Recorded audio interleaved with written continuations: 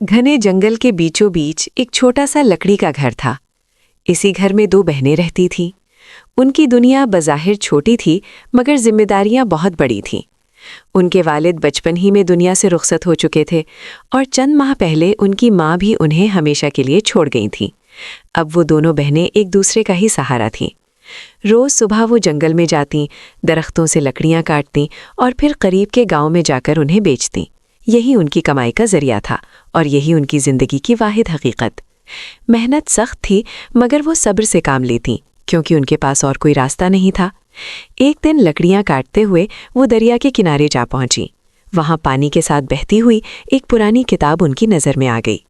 हैरत की बात ये थी कि पानी में होने के बावजूद किताब बिल्कुल खुश्क थी। उन्होंने किताब उठाई।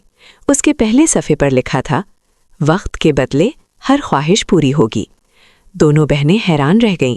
वो इस जुमले का मतलब पूरी तरह ना समझ सकीं, बस उन्हें इतना महसूस हुआ कि ये किताब हर ख्वाहिश पूरी कर सकती है। इस दिन दोनों बहनें हद से ज़्यादा थकी हुई थीं। बाजुओं में दर्द था और कदम उठाना भी मुश्किल लग रहा था।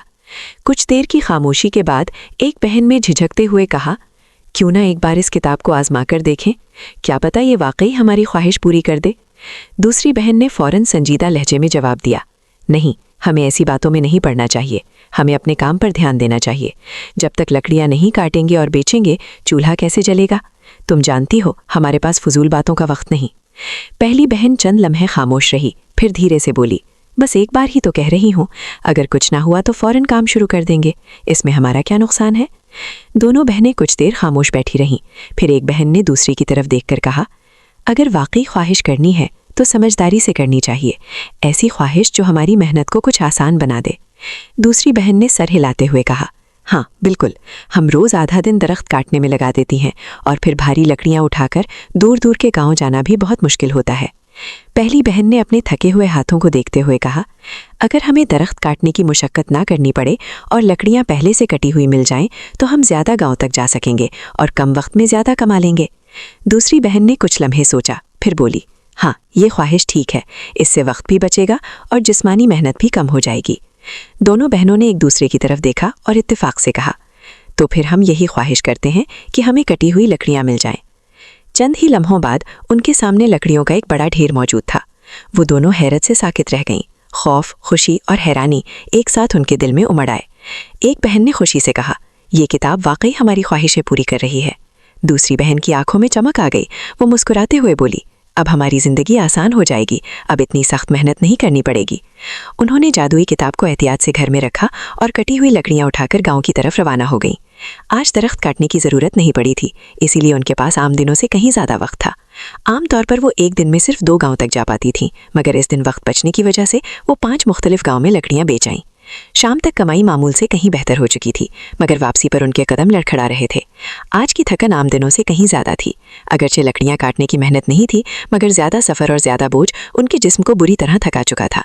कमाई अच्छी थी, मगर थकन उससे भी कहीं ज़्यादा। जब वो घर पहुंची तो सूरज डूब चुका था। इतनी थकन थी कि खाना पकाने का ख्याल भी मुश्किल लग रहा था।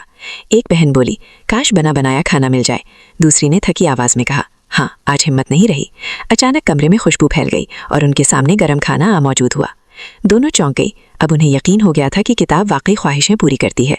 कुछ दिन बाद एक बहन ने कहा, अगर हमारे पास गधा हो तो लकड़ियाँ ले जाना आसान हो जाए। अगले ही लम्हे घर के बाहर एक गधा खड़ा था। फिर उन्होंने ख्वाहिश की कि लकड़ियाँ खुद ही गधे पर रख दी जाए, और ऐसा ही होने लगा। अब मेहनत तकरीबन ख़त्म हो गई। जिंदगी आसान थी और वो सुस्त होती चली गई। खाना, सफाई, सब कुछ ख्वाहिश से होने लगा। जल्द ही उन्होंने काम करना छोड़ दिया और सिर्फ आराम, अच्छा खाना और जेवरात मांगने लगे। कुछ ही अरसे में वो अपनी उम्र से कहीं ज्यादा बूढ़ी नजर आने लगी। तब उन्हें एहसास हुआ कि हर ख्वाहिश के साथ उनकी उम्र बढ़ रही है, मगर लालच ना रुका। उन्होंने दौलत मांगी, फिर एक शानदार महल की ख्वाहिश की।